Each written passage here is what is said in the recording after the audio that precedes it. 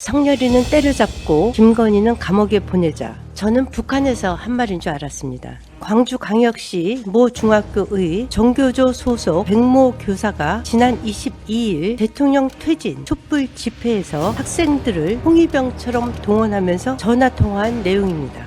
이제 겨우 중고등학생입니다. 자기 자식이면 이렇게 하겠습니까? 정교조는 이제 검증 받아야 됩니다.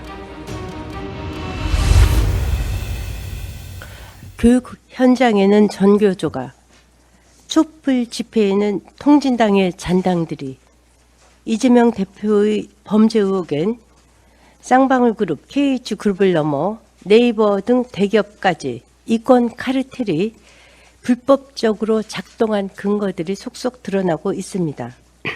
이제 우리 당은 국가 전복 세력까지 포함한 범죄 집단과의 범죄와의 전쟁을 선포해야 됩니다. 먼저 전교조에 묻습니다. 성렬이는 때려잡고 김건희는 감옥에 보내자 저는 북한에서 한 말인 줄 알았습니다. 아닙니다. 광주광역시 모 중학교의 정교조 소속 백모 교사가 지난 22일 대통령 퇴진 촛불 집회에서 학생들을 홍위병처럼 동원하면서 전화통화한 내용입니다. 해당 교사는 지난 총선 때 제자들을 상대로 민주당을 지지하라는 불법 선거운동으로 2심에서 자격정지 선고유예까지 받았습니다. 문제는 이것이 백 교사 개인에 그치지 않는다는 것입니다. 이제 겨우 중고등학생입니다. 자기 자식이면 이렇게 하겠습니까? 정교조는 이제 검증 받아야 됩니다. 두 번째, 통진당의 잔당 세력들에게 묻습니다. 촛불 집회가 이미 박근혜 정부에서 해체된 통진당의 후예, 즉 이석기 세력에 의해 주도되고 있다는 사실이 속속 드러나고 있습니다. 사회를 본 김지선은 경기도 화성시 기초의원 민중당 후보로 출마했었습니다. 민중당은 통진당의 적통으로 인정되고 있습니다. 한국대학생 진보연합 소속 대학생들은 당일 노래에 맞춰 율동을 했는데 이 단체는 통진당의 외곽 조직으로 알려져 있습니다. 또한 현장에서 후원금을 모집했던 촛불 중고생 시민연대 최준호 대표는 통진당의 청소년 비대위원장 출신입니다.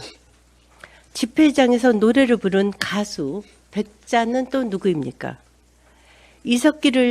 이석기가 불러서 유죄 판결을 받은 혁명 동지가의 작곡자입니다. 백자는 가사에서 동만주, 붉은 발자국, 혁명의 별, 미제에 맞서 분노의 심장을 달고 라며 김일성을 미화했다는 논란을 일으킨 장본인입니다. 이러한 증거들은 촛불 집회가 정교조는 물론 통진당 잔당들에 의해 주도됐다는 것을 명확하게 보여줍니다. 통진당은 헌법재판소에 의해 법으로 해산당한 이적 단체입니다. 이들에 대해서 법적 책임을 반드시 물어야 됩니다. 비단 교육 현장뿐이 아닙니다.